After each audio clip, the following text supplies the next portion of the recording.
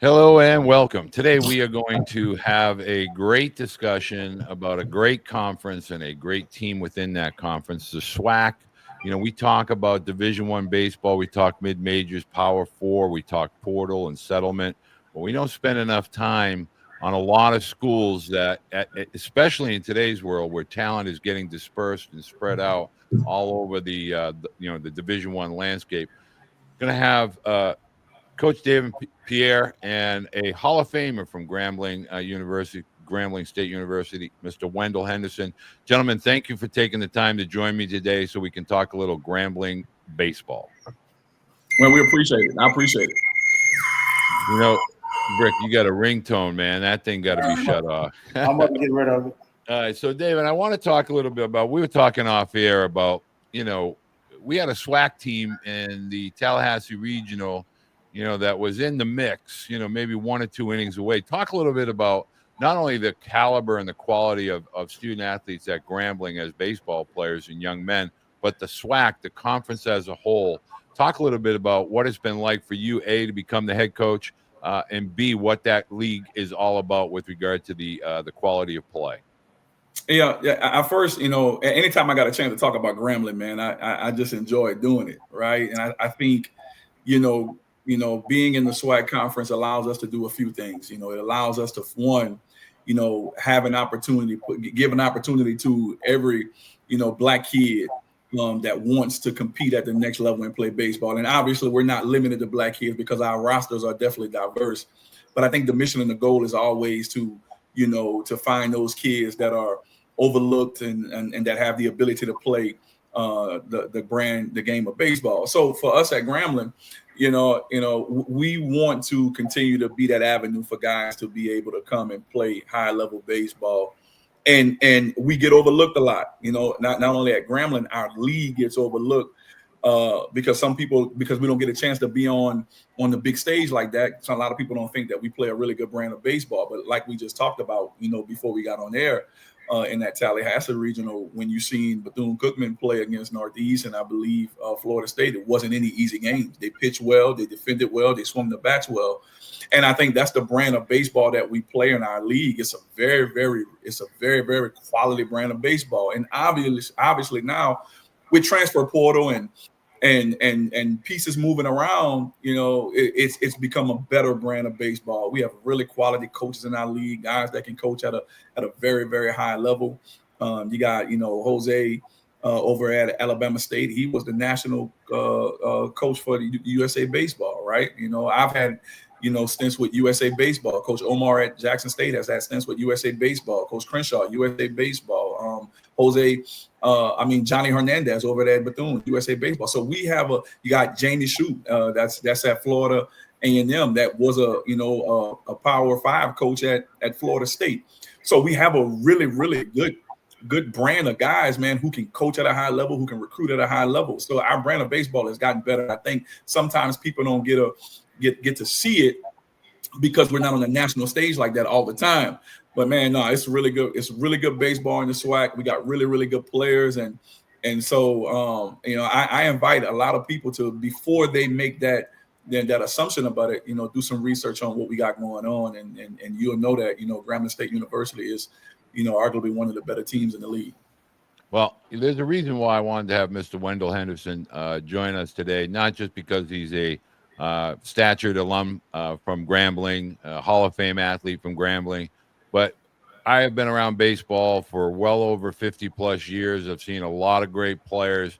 Wendell Henderson was probably the best hitter I have ever seen, the most confident. I mean, he had swag before swag was even a thing. And Wendell, I would love for you to talk a little bit about, as a baseball player, what was your time and experience like as a student athlete at Grambling before you went on to play in the Cubs system? Well, to me, Grambling was a great university for me because I got a lot of experience. I went there at 18 years old, so I grew up quick. Grambling, to me, I'm like Pierre. I think Pierre did a great job, and he made a statement saying that they get overlooked and because they're on a big stage. But if you put them all in white shirts, it's no different. It's baseball. Right. It's baseball. That's what I feel. If you can hit in the SWAC, you can hit in the SEC, you can hit in the ACC, you can play. That's just the bottom line. I mean, it's this thing about the SWAC. It's the brand of baseball in the SWAC to me has improved over the years tremendously. The coaching been improved on me tremendously. They play the same brand of baseball to me, just that they not on TV. They don't have the thousands of fans that come in, and they overlook. Major League do overlook them, but when they do get a chance, they do well. I mean, I play that ground, and you play with me and Walter in the minor leagues. I could hit in the minor leagues. That's just yeah. You know, I mean, and we played people from LSU and North Carolina, and they from all over the place. So when you put the same uniform on, you play the same brand of ball. It's just the way it is. Well, one of the things I want to ask, Davin, I want to ask you because I really want to figure this out. I believe that travel baseball has created this network that prevents a lot of the boys, not only from the southeast area of the country, but all across the country. It's become a country club kind of dynamic with, can you afford to travel? Can you afford to go to Atlanta? Can you fly out to Arizona? And we're really neglecting the little leagues, the Legions, the Babe Ruths, the rec ball, where the kids can get the reps. Where are you recruiting, and how can recruits get to you? Is it camps? Are you going to certain tournaments? If someone, say from Chicago, Ohio, California, wants to be a Grambling student athlete, how do they get on your radar? Yeah, obviously we're in the time now with social media, and guys can follow you and they can send you videos, and obviously we do make our ways to these travel ball tournaments and these perfect game tournaments and so on and so forth. But I think the biggest thing for us, and this is just speaking from Grambling perspective, man, we have a lot of guys at Grambling that's played pro ball, that's coaches. That's like Brick right here, man. If he sees a kid down in the River Parish area, he's going to call me and tell me about a kid. And then when you begin to gain trust in these guys because you know what they're talking about and you know they got the best interest in mind of your program, you can take a kid from them. So, speaking of Chicago, we got Grambling Knights in Chicago with the ACE program, and Robert Fletcher. And so, we use our resources a different type of way. When we got guys who are umpires, who are scouts, who are coaches, and who play pro ball. So, that we get the word out that way. And so when a guy calls me about a player, and obviously we've had a good relationship, as in JT Thompson up in Houston, when he called me about a player, I'm like, all right, then, he ain't calling me for no reason. And he's already put his eyes on the kid. And so that's kind of one of the biggest ways we do it, because obviously we don't have the biggest budget to be able to fly here, fly there, go here and go there. But we use the relationships we have. And that's the big thing about, and Rick could tell you this about being at HBCU, man. You develop these type of relationships with guys. I'm pretty sure there's a bunch of guys that he played with at Grambling State that he's still connected with. They still have conversation with, and so on and so forth. So I think the biggest thing for us is building these relationships within, man. I got players that just played for me this past year, like, Coach, man, I know you lost this. You're looking for this, man. I seen this over here. You might want to take a look at that, or, sending me videos on this and sending me videos on that. So we use a different approach, man. And it's more like a family village type vibe where we're just trying to figure some things out. And they know that I can't take every kid that they have. And so they understand that. But when they're sending the kids and they're recommending kids to me, it's based upon like, yo, man, we believe it. We seen what you do. We seen the type of ball you play. We think this kid will be good in your program. And they know not only from a baseball perspective, but, man, we're building good men here, good husbands, good fathers, good providers for their family. So the whole aspect of it, man, is big for us. So that's kind of how we look at the recruiting part of it. Now, where does the high school athlete fall in with regard to your recruiting process?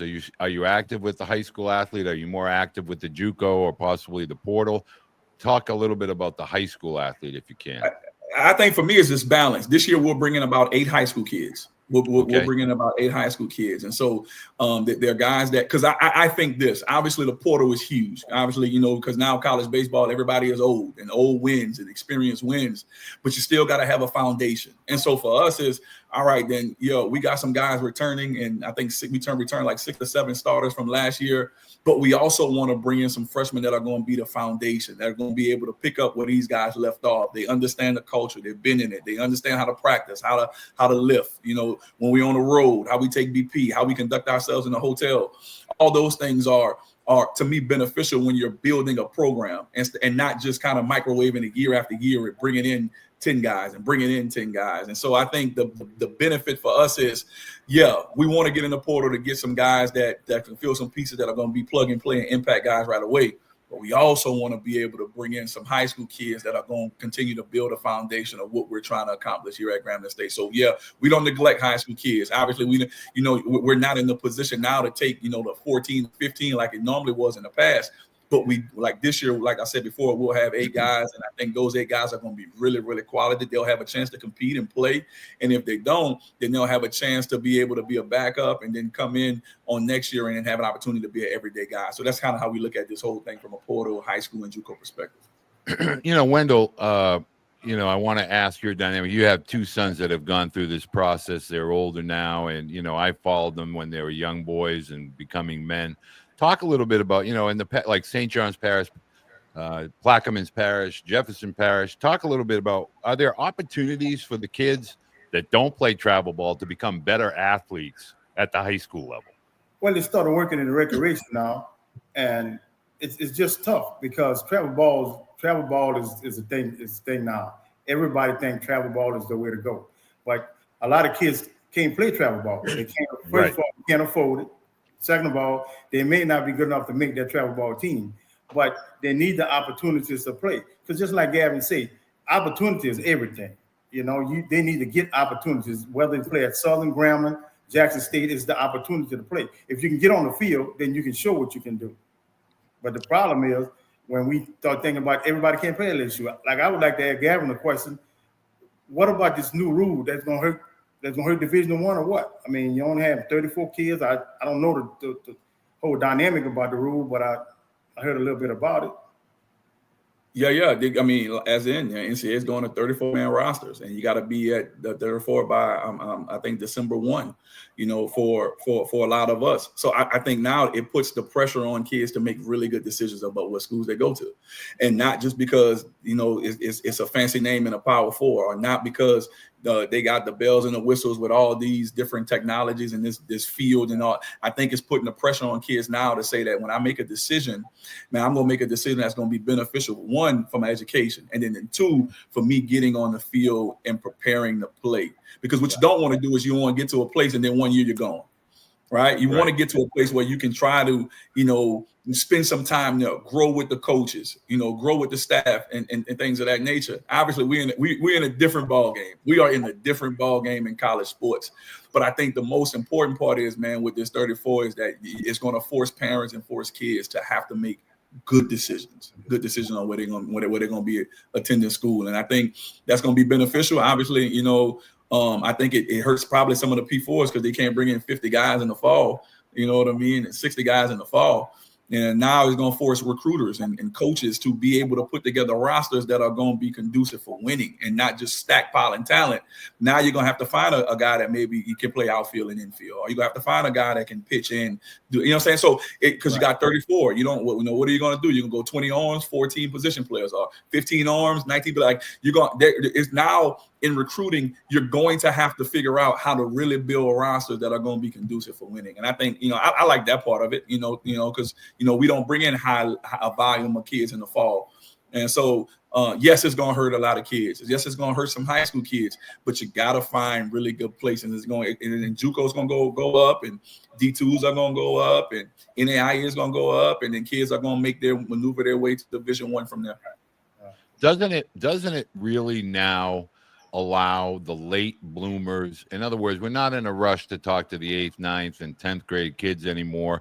You're really not even talking to the juniors if we're all being honest with each other. You're really letting the guys mature physically, mentally, so that they have the ability to be evaluated as to the athlete, who they are and who they're capable of becoming. Can you talk a little bit about the evaluation process? If Brick picks up the phone and says, hey, I got a guy that you have to see, like, you're obviously going to go see that guy, but you're seeing them later as opposed to trying to get into see him as a freshman in high school. Yeah, which is crazy, right? Going watch a freshman in high school and evaluating where that kid is going to be from a freshman to a senior is very, very difficult unless he is elite level, you can see it. All of us can see it, but those kids that have to grow and get better, and you just really can't see it. So it does allow us to not have to focus on that freshman, and then we can really start, dialing in on him as a junior, as a senior, just to kind of see, all right, then he does have some tools, he does have some skill set, but how does it play in game? How does he mature, in the weight room? Does he get taller? Is he faster? Like those things allow us to kind of really evaluate a whole lot better. And then obviously, depending on where he's playing at and in what league he's playing in, is he a 500, 600 hitter in high school? And then when we see him on the circuit, is he getting dominated by fastballs that's, better than the fastballs that he's seen?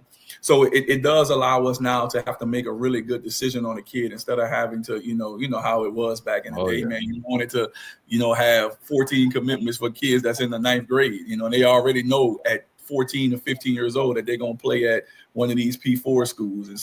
And then now it doesn't allow the kid also to have that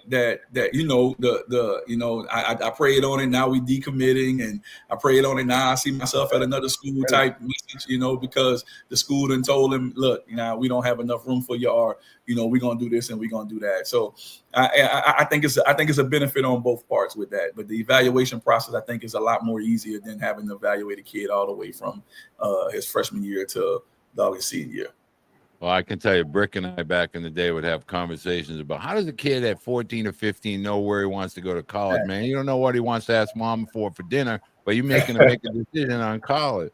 Yeah. Brick, Wendell, tell us, what do you think Grambling provided to you, as a dad, as a husband, as a with regard to your social life? What did Grambling give to you over and above baseball? Well, Grambling is a place where your family. Me and Pierre know everybody's somebody. That's where everybody's somebody. And you get relationships for a lifetime. I mean, I got friends that I played with at Grambling. Matter of fact, I got friends that played after me at Grambling, So we become that particular. I had one son go to Grambling. And I think he made a great decision. He got a master's degree that last week from Xavier, in accounting. So, I mean, Grambling was his foundation. Grambling to me is a home. It's not a big university where you get lost in the shuffle. It's a university where you know everybody know you. I really had a good time. I wouldn't trade it for the world. I really wouldn't trade it for the world. My 4 years experience at Grambling was great. It was great. So I want to really focus on what you just said there with regard to the last sentence, which was 4 years. So Coach Pierre, I want you to talk about, that's a lost piece of the college puzzle. Now everybody's bouncing in, bouncing out, JUCO here, transfer my hours over there, hours in, hours out. Talk about that, because when I would always talk, and I'm talking about when we were kids now, when Brick always from day one, from jump, would always talk about Grambling this, Grambling that, So the 4-year experience, you become family, you become brothers, you become part of each other's weddings, you're in your wedding party. That's a missing piece to college, and something not only at Grambling, but throughout all of the SWAC schools. And I know Johnny Hernandez, Merville Melendez, when he was at Alabama State, would always say that. He said what the SWAC does is it really brings people together for life. It's not just for a year or two in baseball. It's about all facets of life. Talk a little bit about that experience and why there should be a value associated to that for parents and student athletes that are considering Grambling. I think it's the biggest piece. I think it's the biggest piece of when you're talking about HBCU baseball. And so, for instance, I had a kid by the name of Cameron Buford. Cameron Buford came to Grambling as a freshman, and then he ended as a senior, right? And so in that process, he was a part of, being a first-team all-conference guy. He was a part of the culture that we built at Grambling in my head coaching tenure. And we wound up winning the championship in 2024 with Cam Buford. And then he also did something that's probably, listen, at Grambling, all right, not just Brick, all right, you talking about Ralph Gard, you talking about Gerald Williams, you talking about some heavy hitters that played the game of baseball from an offensive perspective. Ben, you got Ben Williams. We got a lot of people, and this kid has become the all-time home run leader at Grambling. right? So Cam Buford now, and as a collegiate player, I'm not saying that, obviously he didn't get drafted, but he's still playing some indie ball in the Frontier League in Oakland and still trying to live out those major league dreams. But collegiately, man, he's one of the best hitters to ever come through Grambling State University. You didn't stamp his name with some of the elites of the elites at Grambling State University. And so that's what kids get an opportunity to do when you go there 4 years, man. You get a chance to build a legacy. Every time he go back to Grambling, they're going to know who Cam Buford is, right? And he also was a kid that brought a championship to Grambling State University. So I think those type of things is staying at a program and building your own legacy and having some things that nobody can ever take away from you. Every time that kid come back to homecoming and he meeting with the boys and Brick and their team talking about, we won 84, 85, 86, and we got these 2 peats and these championships. He say, yeah, I got a championship too, man. I can talk to y'all guys too. And not only that, man, they can talk a little smack and say, man, I might be a better hitter than you, Brick. I'm the well, don't put Brick in that conversation. So I think, man, those moments of kids coming and then they get a chance to come back and get a chance to give to the program and get a chance to talk to, one of the big things for me as a coach, man, I love when I have guys that come back like Brick, and if you ever want to talk to the boys, hey man, talk to them because we want to get these kids to understand that there's a different passion and a different love when these kids begin to play for Grambling. I got kids that come. Listen, I have kids that come from JUCO. I have kids that come from out of the portal from 4 years, and then after 1 year, they fall in love with the place because it's just a different vibe when you can talk to your coach and not just like, for instance, we have in my program, they can come talk to me about anything, right? But they only got 10 minutes to talk to me about it because I don't want to talk about baseball all day, right? I want to know more about these guys. How you doing in the classroom? How you doing in your faith life, right? How you doing in your social life? Who that girl I seen you with on campus? You might want to stay away from her. Like, we want to be a part of their lives where when they leave Grambling, I can get an invite to the wedding. I can get a picture of the baby when they post it. You know what I mean? So I think that is the essence of what HBCU baseball is, not just the good play on the field, but the lifelong lasting relationships that we build here that are going to be essential. I tell them all the time, like, man, you're going to be working for somebody here, or you're going to ask somebody for a job, or somebody going to be in your wedding, or one of these guys going to be your best man, or one of these guys going to be the godfather of your child. And I think when you start looking at it from that aspect of it, man, you begin to see the bigger picture, not just on baseball, but you begin to see that we're preparing these kids for the game that we play now that's very, very difficult, which is life. Amen. Now, how do you have camps that you would prefer potential student athletes to attend? How do you like to be contacted? Is it social media, email?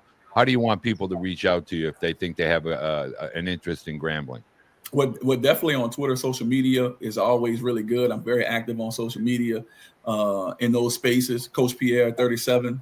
And then email, and then obviously, we do have camps, and when those become available, we'll put the post out, and kids can register for the camp and get an opportunity to come and be coached up and see if they fit what we're trying to do here at Grambling. But I think the biggest thing now of where we're at from a social media aspect is not is hitting me up on social media and the DMs and that's operating that way. But emails is always good, and then and they can call me. And they can call me, but I just can't give my cell phone number to everybody because I don't want to get bombarded like that. Well, I'm going to make sure that we put all the information in the description, both on the podcast as well as the video on YouTube and some of the clips on X. I want to say thank you to you both.